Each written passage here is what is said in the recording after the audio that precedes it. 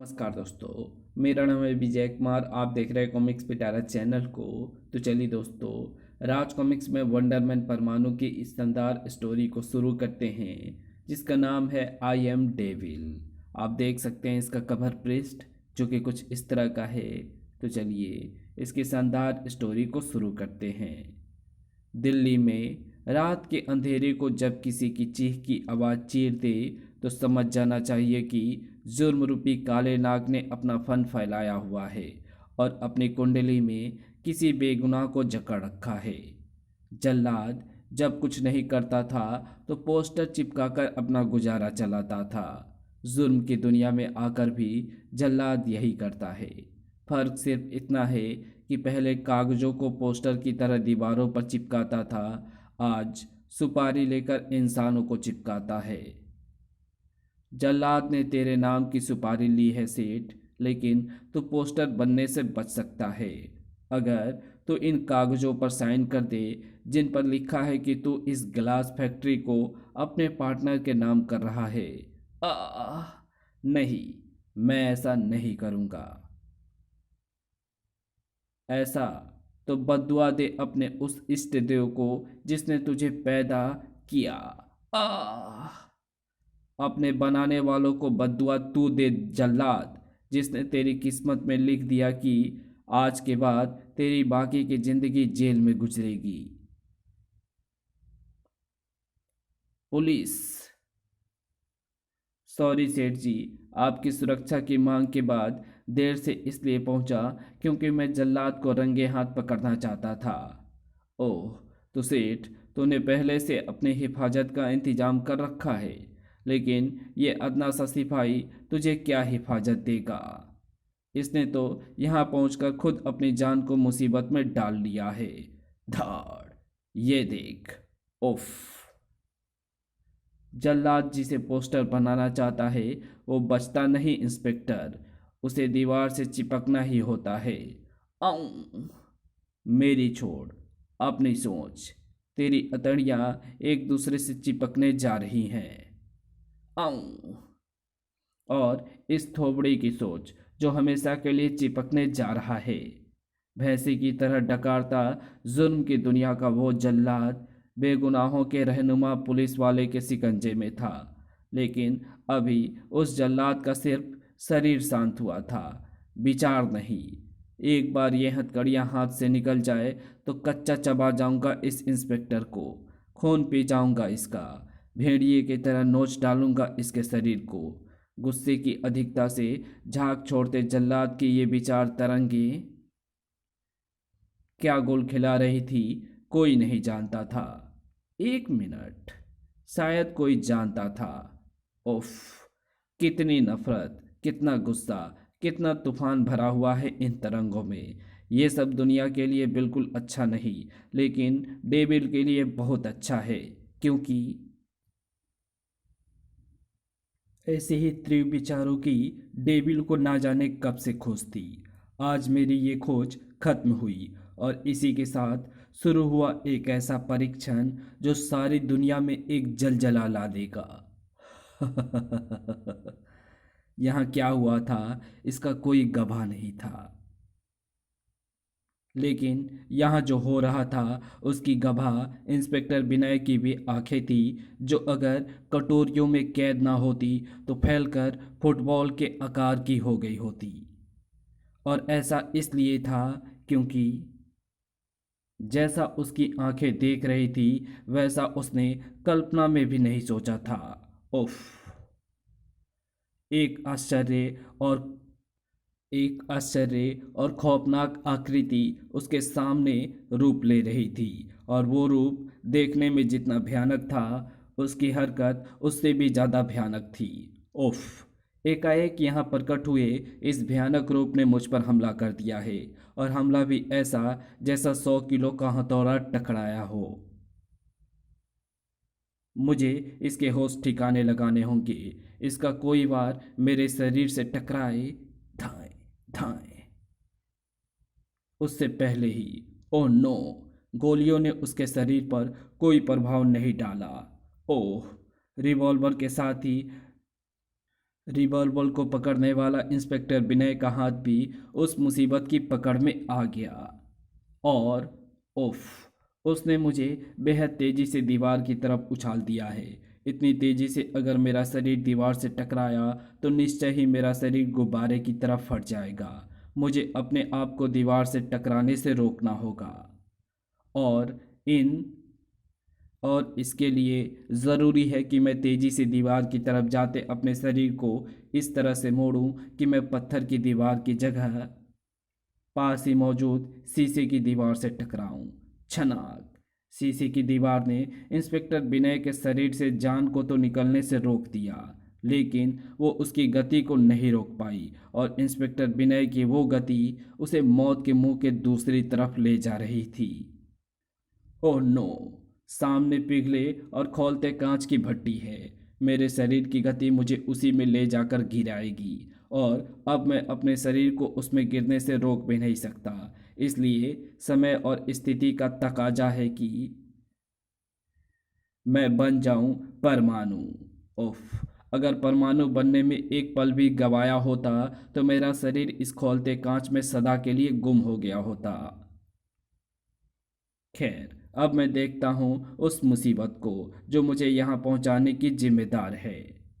गजब की फुर्ती के साथ बाहर पहुंचकर परमाणु ने उस खौफनाक आकृति पर प्रहार किया था, लेकिन दूसरे ही क्षण उसे पता चला कि ऐसा करके उसने अपना ही नुकसान किया है। उफ! मेरे वार ने तो उसका बाल भी बांका नहीं किया।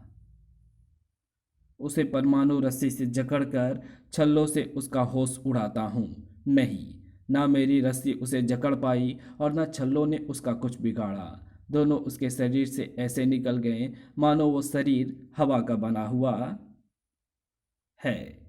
हवा का ही तो बना हुआ है, पकड़ में आ ही नहीं रहा। ओह! मैं तो इसे पकड़ नहीं पाया, लेकिन इसने मुझे पकड़ लिया। इसके शरीर में फेविक्यूल की तरह चिपक कर रह गए हैं मेरे हाथ। उफ! ये तो मेरी पूरी ताकत लगाने के बाद भी नहीं छूट रहे हैं। ताकत लगाना बेकार है, क्योंकि ताकत लगाने के साथ ही ये मेरी ही तरफ खींचता चला आ रहा है। अब तो इससे छूटने के लिए मुझे होना ही होगा ट्रांस। ओह! परमाणु को ट्रांसमिट बोलने का मौका ही नहीं मिला, या यूं कहें उस मुसीबत ने उसे मौका दिया ही नहीं। उसके शरीर का एक बड़ा हिस्सा परमाणु के शरीर से लिपट भी गया और उससे अलग भी हो गया। उफ! एकदम आश्चर्यजनक घटना है ये। मुझे कैद में छोड़कर वो जा रहा है और उसके साथ ही जल्लाद भी जा रहा है। मुझे उन दोनों को रोकना होगा और मैं ऐसा तभी कर पाऊंगा जब अपने आप को छुड़ा लूंगा।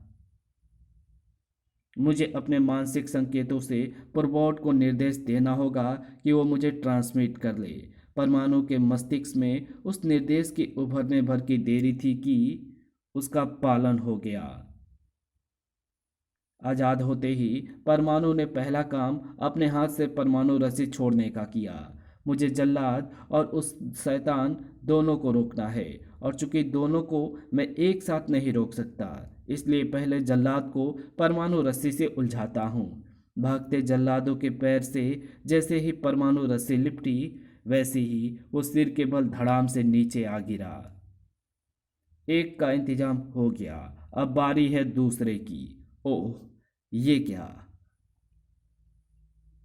वो तो धुएं की तरह हवा में घुलकर गायब होता जा रहा है। ओह! ओह! उस मुसीबत के एकाएक इस तरह गायब होने ने परमाणु के ही नहीं, डेविल के मस्तिष्क को भी झकझोर दिया। आह! उफ! पसीने से लथपथ डेविड ऐसे हाँप रहा था मानो सैकड़ों किलोमीटर दौड़कर आया हो। उफ! ऐसा लग रहा है जैसे मेरी सारी मानसिक शक्ति को किसी ने चूस लिया है, और मेरे साथ ऐसा इसलिए हुआ क्योंकि मेरा परीक्षण असफल हो गया। वो ठोस रूप हासिल नहीं कर पाया, इसलिए वो मेरे साथ साथ किसी और के मस्तिष्क का भी गुलाम हो गया। खैर, इस असफलता के साथ ये तो पक्का हो गया कि मेरे अकेले की मानसिक शक्ति मेरे परीक्षण को ठोस आकार नहीं दे सकती। इसके लिए मुझे काले हीरे की शक्ति चाहिए। मेरी शक्तियाँ काले हीरे के बिना अपना साम्राज्य स्थापित नहीं कर सकती, लेकिन काला हीरा जहाँ रखा है वहाँ से मैं अकेला उसे हासिल नहीं कर सकता। एक मिनट, अब मैं अकेला कहाँ हूँ? मेरे साथ जल्लाद नाम की वो ताकत है जिसे मैंने बड़ी मुश्किल से खोजा है। ओह, लगता है वो ताकत भी मेरे साथ नहीं रहने वाली, क्योंकि उसे तो इंस्पेक्टर विनय नामक वो पुलिस गिरफ्तार कर रहा है और उसके मस्तिष्क से वैसे ही तीव्र विचार उठ रहे हैं जिसकी मुझे आवश्यकता है। लेकिन अफसोस कि मैं इस समय कुछ नहीं कर सकता, क्योंकि मेरी शक्ति इस समय बहुत ही क्षीण है। और अगर इस क्षीण शक्ति से मैंने जल्लाद के विचारों को साकार रूप देने का प्रयास किया तो मेरे मस्तिष्क पर गहरा आघात होने का खतरा है। लेकिन मैं नहीं चाहता कि जल्लाद ज़्यादा देर तक पुलिस के कब्जे में रहे। वो मेरी शतरंज का एकमात्र मोहरा है, इसलिए मुझे उसे जल्दी से जल्दी छुड़वाना होगा, दूसरा रास्ता अपनाकर। और उसके लिए मुझे पहुंचना होगा पुलिस स्टेशन। आप कौन? मैं जल्लाद का चाचा हूँ, इस शहर का सम्मानित व्यक्ति। मैं उसकी जमानत देकर उसे छुड़ाना चाहता हूँ। सॉरी, जल्लाद एक खूंखार अपराधी है, उसे जमानत पर नहीं छोड़ा जा सकता। आप जा सकते हैं। मैं जल्लाद को छुड़ाने के लिए जमानत के साथ साथ कुछ और भी दे सकता हूँ। ये, ओह, 1000 के नोटों की गड्डियाँ। इन्हें तो मैं ज़रूर लेना चाहूँगा, क्योंकि अगर मैं इसे नहीं लूँगा तो ये कैसे साबित कर पाऊँगा कि तुम एक पुलिस अफसर को 1 लाख रुपए की रिश्वत दे रहे थे। राम सिंह, जल्लाद के साथ उसके चाचा को भी लॉकअप में बंद करो। ओह, ये इंस्पेक्टर और पुलिस वालों की तरह नहीं निकला। ओह, ये इंस्पेक्टर और पुलिस वालों की तरह नहीं निकला। ये तो मुझे भी रिश्वत देने के जुर्म में बंद करवा कर मामले को और भी ज़्यादा बिगाड़ रहा है। अब कुछ नहीं हो सकता, स्थिति मेरे हाथ से ना निकले, इसके लिए अब पहले वाले रास्ते को अपनाना मेरी मजबूरी है। और उसके लिए जल्लाद पूरी तरह तैयार है, क्योंकि हवालात में बंद होने के कारण उसकी विचार तरंगे पहले से कहीं अधिक तीव्र और भयानक हो गई है। लेकिन जल्लाद की उन तरंगों को साकार रूप देने के साथ ही मुझे एक तेज मानसिक आघात के लिए तैयार रहना होगा। आह! एक तेज झटके ने डेविल को हलाल होते बकरी की तरह चीखने को मजबूर कर दिया, लेकिन उसका काम हो चुका था। जल्लाद के तीव्र विचार भयानक रूप धरकर बाहर आ चुके थे और अब जल्लाद को बाहर लाने की तैयारी कर रहे थे। ओ नो, इस शैतान को रोकना होगा। फायर, धाएं, गोलियां चली, लेकिन ना उन गोलियों का निशाना मिला और ना ठिकाना।